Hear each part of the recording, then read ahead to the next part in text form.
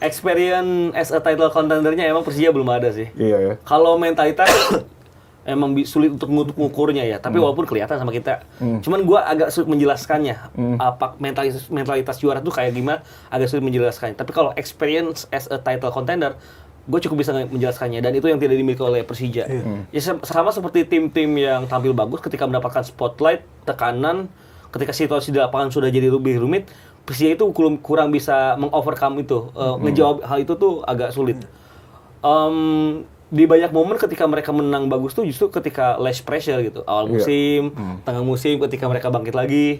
Tapi setelah mulai mendekat persaingan semakin rumit dengan cedera pemain, dengan masalah internal para pemainnya yang emosional dan lain-lain, itu yang buat Persija juga kembali drop.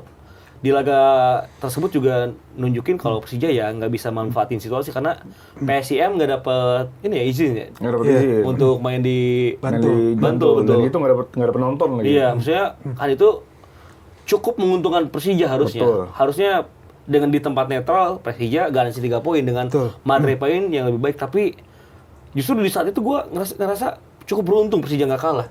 Maksudnya open play attackingnya nggak ada yang benar-benar berada di kotak kecil itu, nggak ada yang bahaya.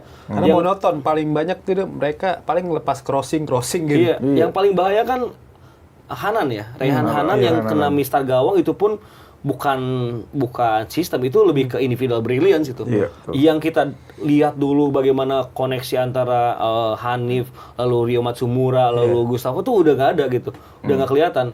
Penalti dari individual brilliance gitu, bukan dari sistem yang dibangun gitu. Jadi sekarang Persija ada masalah di kualitas taktik yang mulai deadlock, dan sayangnya pengembangan taktiknya mungkin belum bisa diimplementasikan dengan bagus oleh tim, oleh pemain juga. Makanya Persija di akhir musim ini sangat bertumpu kepada individual brilliance gitu. Nah, Mas Ibam melihat, itu sayang banget sih jadinya. Mas Ibam kan tadi bicara soal taktik ya. Taktik tentu kan diracik oleh pelatih ya, pelatih oleh Mauricio Souza. Tapi kalau Mas Ibam melihat sendiri, terlalu dini nggak sih untuk menjudge Mauricio Souza, karena ini merupakan musim pertamanya ya sebagai pelatih Persija. Ditambah lagi kan materi pemainnya juga bisa dibilang hampir beda 50% lah ya ketimbang edisi musim lalu kan. Pemain asing semuanya hampir ganti kan. Rio Matsumura kan, tinggal sisa Rio Matsumura, dan juga di pertengahan musim akhirnya Rio dilepas ke Bayangkara FC. Sisanya kan main baru semua kan. Nah, kalau Mas Ibam melihat sendiri, apakah Mauricio